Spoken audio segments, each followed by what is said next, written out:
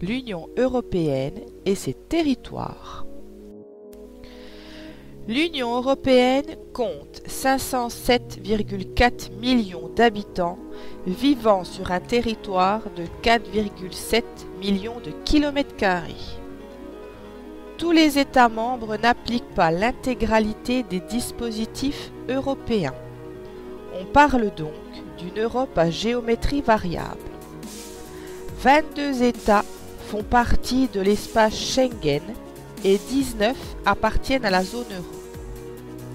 Les territoires ultramarins ou d'outre-mer utilisent l'euro, mais ne sont pas couverts par les accords Schengen. En revanche, quelques États hors Union européenne font partie de l'espace Schengen ou utilisent l'euro. En 2015, 5 États sont reconnus comme candidats à l'adhésion. Une alternative à l'adhésion est proposée. C'est la politique européenne de voisinage, qui vise à améliorer les relations de l'Union européenne avec ses voisins non candidats à l'adhésion, en favorisant sécurité, stabilité et prospérité. Comme vous pouvez le constater sur cette carte, un important flux migratoire est à destination de l'Europe. En 2014, 276 000 migrants, attirés par une vie meilleure, risquent leur vie pour rejoindre l'Union européenne. 3 500 personnes trouvent la mort. Eurosur a pour principale mission de limiter le nombre de décès. Le renforcement des contrôles aux frontières repose sur l'agence Frontex et le fichier informatique SIS. Les conditions d'interception des migrants est souvent dénoncée comme contraire aux droits de l'homme. L'intégration de nouveaux États se fait dans le respect des acquis communautaires. Le traité de Maastricht instaure une union économique et monétaire ainsi qu'une monnaie unique entrée en circulation en 2002. Son adoption par les nouveaux États membres est freinée par la crise économique.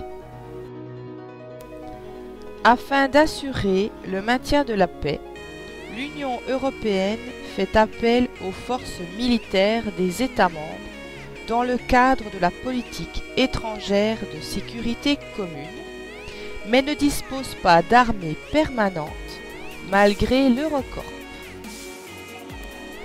Pour 2020, la stratégie européenne est de mettre en place des projets profitant à tous et de rendant l'Europe plus compétitive. Elle est à l'origine de grands projets comme Galileo, le projet Transalpine Lyon-Turin ou encore Ariane 6 qui associe les entreprises européennes.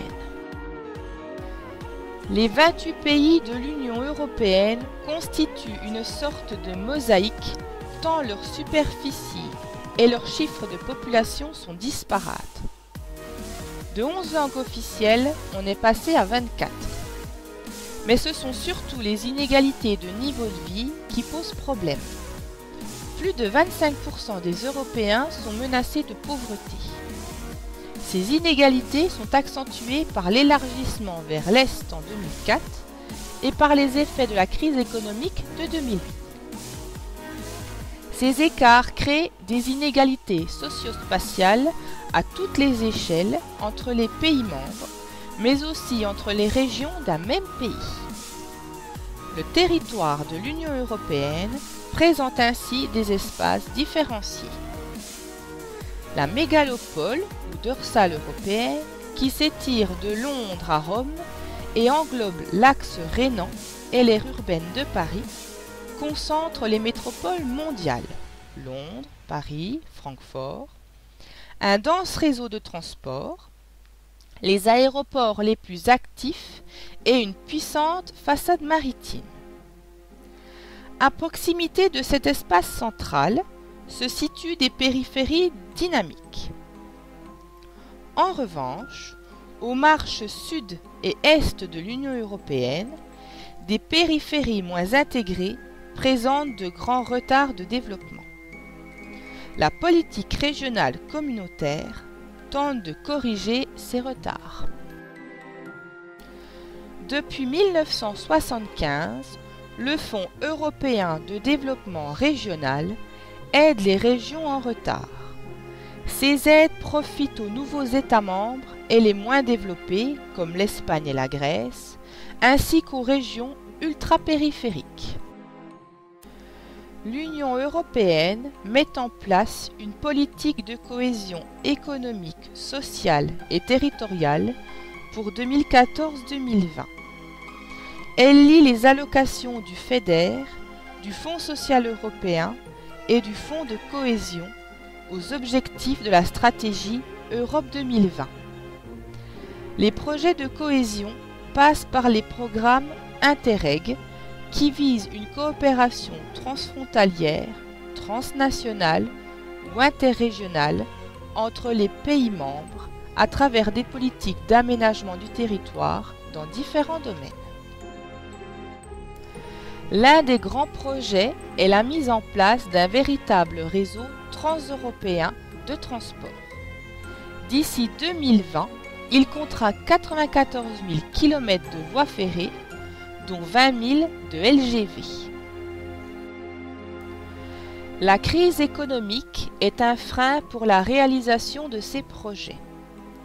De plus, les Européens nouveaux et anciens montrent une certaine méfiance vis-à-vis de l'Europe.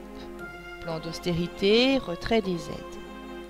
Mais elle doit rester compétitive face aux économies émergentes afin de rester un des 3 pôles de puissance majeure de la planète.